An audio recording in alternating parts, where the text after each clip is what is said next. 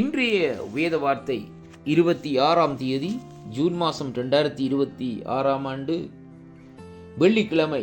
ஆண்டவராகிய இயேசு கிறிஸ்துவின் இனி நாமத்தில் இந்த வாக்குத்தத்தத்தோடு உங்களை நான் சந்திப்பதில் நான் மிக்க மகிழ்ச்சி அடைகிறேன். இந்த நாளிலும் ஆண்டவர் நமக்கு கொடுக்கிற ஒரு அருமையான ஒரு வாக்குத்தத்தம். ஆதிகாமம் 28வது அதிகாரம் 15வது வசனத்தை வாசிப்போமா இருந்தால் ஆண்டவர் சொல்லுகிறார், நான் உன்னோடு இருந்து நீ போகிற இடமெல்லாம் உன்னை காத்து இந்த தேசத்துக்கு உன்னை திரும்பி கொண்டு வர பண்ணுவேன். நான் உனக்கு சொன்னதை செய்யும் அளவும் உன்னை கைவிடுவதில்லை என்றார் என்று சொல்லி அந்த இடத்திலே தேவன் சொல்லுகிறதை பார்க்கிறோம்.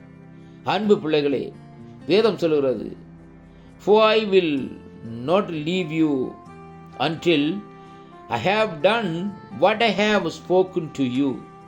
Book of Genesis chapter 28 verse number 15.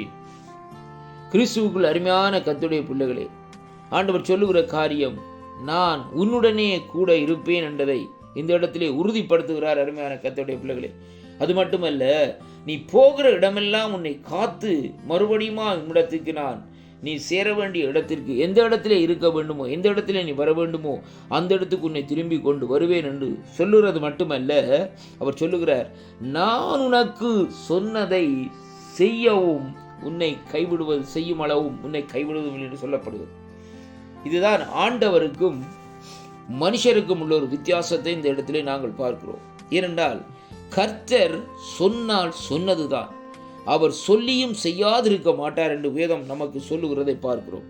ஆனால் மனுஷன் ஒரு காரியத்தை சொல்லுவான், ஆனால் அதை செய்து முடிக்க மாட்டான். இதுதான் நம்மை உருவாக்கின கர்த்தருக்கு நமக்கும் இருக்கிற அங்கே ஒரு பெரிய ஒரு காரியமாக இருக்கிறது. அருமை பிள்ளைகளே, யாக்கோபனுடைய வாழ்க்கையிலே பாருங்கள், அவன் தன்னுடைய சகோதரனுக்கு செய்த ஒரு துரோகத்தின் நிமித்தம் நாட்களை பாருங்கள், அவன் புறப்பட்டு போகிறான் என்று சொல்லி அங்கே பார்க்கிறோம். அருமையான கர்த்தருடைய பிள்ளைகளே, அதனாலே அவருடைய தாயார் அனுப்பின வேளையிலே அவன் அப்படியே புறப்பட்டு போகிற வேளையிலே அங்கே வனாந்திரத்திலே பாருங்கள், அவன் இந்த நாட்களை நடந்து செல்லுகிற வேளையிலே ஒரு தரிசனத்தை இந்த நாட்களிலே காணுகிறான்.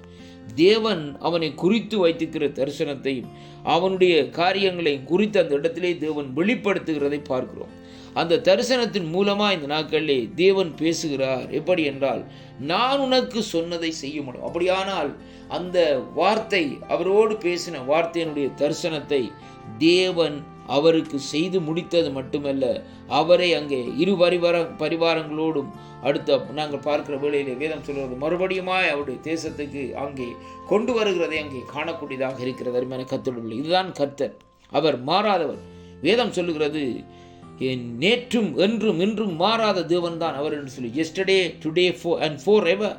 அப்படியானால் அருமையான கர்த்தருடைய பிள்ளைகளே, அந்த ஜீவன் உள்ள தெய்வத்தை நாங்கள் இன்றைக்கு தெய்வமாக கொண்டிருந்தால், அவரை சொந்த இரட்சகராக இந்த நாட்களிலே நாங்கள் அறிந்திருந்தால், அவரோடு நாங்கள் உண்மையாக இந்த நாட்களிலே அவரோடு சேர்ந்து அவருடைய நாமத்தை ஆராதித்து முழு இருதயத்தோடும் முழு ஆத்மாவோடும் அவரோடு நம்பிக்கை வைப்போமா இருந்தால், இந்த நாட்களிலே அவர் சொல்லுகிற காரியம், நான் உனக்கு சொன்னதை செய்யும் அளவு உன்னை நான் கைவிடுவதில்லை என்று சொல்லி இந்த நாட்களிலே தேவன் இந்த வாக்குத்தத்தத்தை நமக்கு கொடுக்கிறார். ஹல்லேலூயா.